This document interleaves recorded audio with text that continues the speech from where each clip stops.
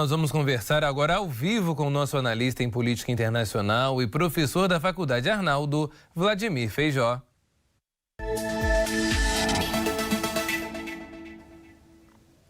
Olá, professor, uma boa noite ao senhor. Queria começar sabendo a sua avaliação inicial sobre essa decisão do presidente do Equador de dissolver o parlamento para evitar um impeachment, professor. Uma boa noite.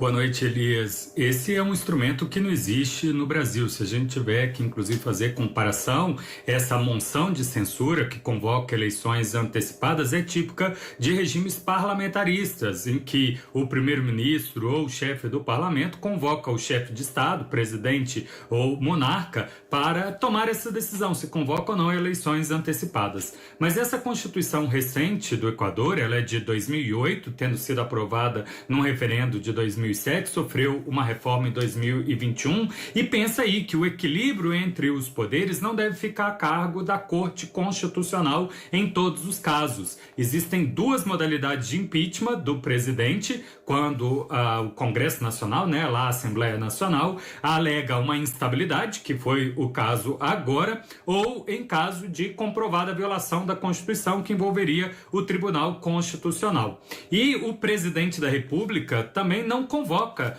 o Poder Judiciário quando está em conflito com o Poder Legislativo. Não é decidido por um órgão imparcial. Tem essa cláusula aí de convocação de eleição antecipada. Eu não sei se ela vai resolver o problema específico do Equador. Ele está em uma crise política que já se arrasta há décadas, por assim dizer, que vem combinada também com uma crise econômica, tendo o país, inclusive, abdicado de ter moeda própria e viver com o dólar. Portanto, tudo que circula dentro do país, o papel moeda mesmo, depende de empréstimo do Banco Central dos Estados Unidos. E apesar de ter tido uma redução da economia na década de 2007 a 2017, de lá para cá, o que a gente vê é uma situação deteriorante e bastante instabilidade, bastante agitação da população.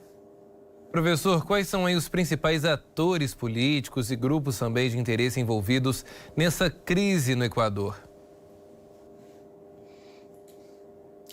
O presidente Lasso, ele foi eleito, além do partido dele, o movimento Creio, junto do Partido Social Cristão, dois partidos conservadores do Equador. O dele é classificado por algumas agências aí até de extrema direita, mas sem conseguir muito amparo na Assembleia Nacional. São 137 parlamentares ao todo e a coligação presidencial tem apenas 25, 13 do partido dele e 12 do vice-presidente. E o principal partido de oposição, a Revolução Cidadã, que é inclusive do ex-presidente Rafael Correa, que se encontra no exílio na Bélgica, tem 34%. Se for combinado também com o segundo maior partido, que é a Unidade Plurinacional Pachakutik, que é da população indígena, com 17%, você vê aí que ele está em minoria. Na primeira votação do impeachment, por questão de tecnicidade, não houve consenso de condená-lo, mas parece que agora haveria.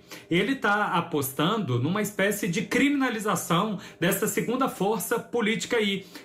Províncias, regiões do Equador majoritariamente indígenas, estão sendo acusadas de serem envoltas com o narcotráfico e está praticando muita violência. Um movimento político que até deu certo no Chile, A força contra a Constituição usou na propaganda também a elevação da violência no país e os prejuízos sociais que isso causa. Então ele espera atrair, quem sabe, os independentes, que são por volta de 20% do parlamento, e diminuir a força dos partidos que hoje são oposição dele, para tentar, no resto do mandato, caso ele seja reeleito, e será apenas para o mandato tampão, para o resto do mandato, ter mais estabilidade e reduzir a chance de impeachment.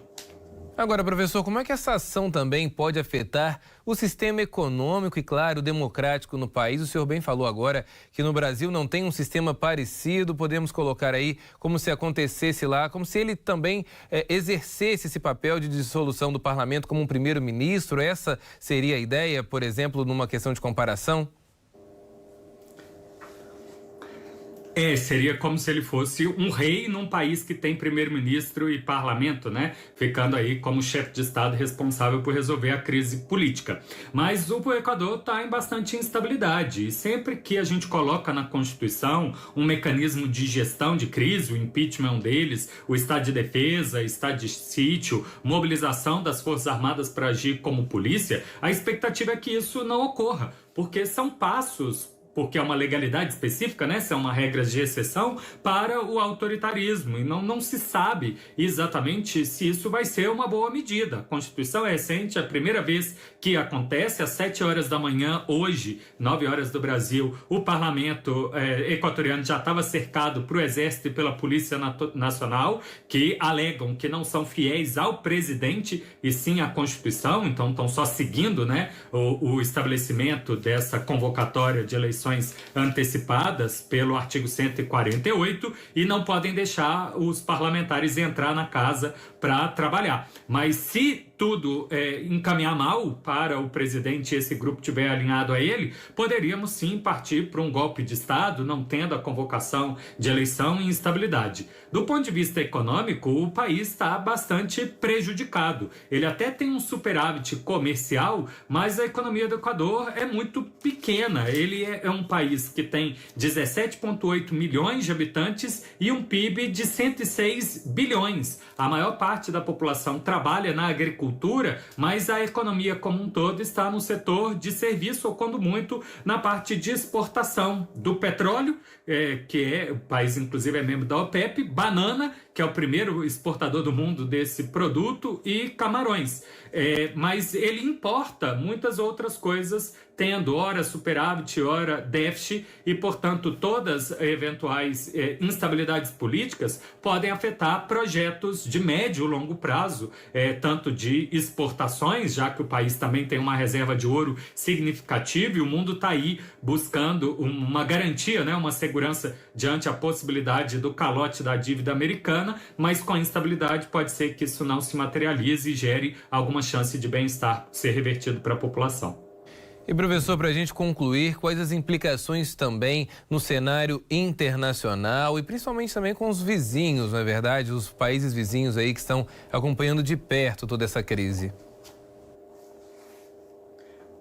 Isso, estão muito atentos à situação do Equador, o Peru, que se for olhar entre os vizinhos, né, é o que tem a principal parceira comercial. Eles já tiveram guerra e resolveram isso no final da década de 70 numa mediação internacional. E a Venezuela, que depende de importação de alimento, e o Equador é dos poucos países que importa bastante lubrificantes e combustíveis da Venezuela. Para o resto da América do Sul, eu acho que a atenção do Brasil talvez seja no interesse de tentar resgatar a Unasul e tentar engajar políticos que não sejam exatamente da linha política do atual presidente do Brasil, que é o caso do Lasso, né, da extrema-direita ou da direita conservadora, e, portanto, qualquer mudança dessa pode gerar algum impacto. Como eu já disse, ex-presidente do Equador está hoje no exílio na Europa, e isso não afetou qualquer problema da relação diplomática do Equador com a Bélgica ou com a União Europeia por causa disso,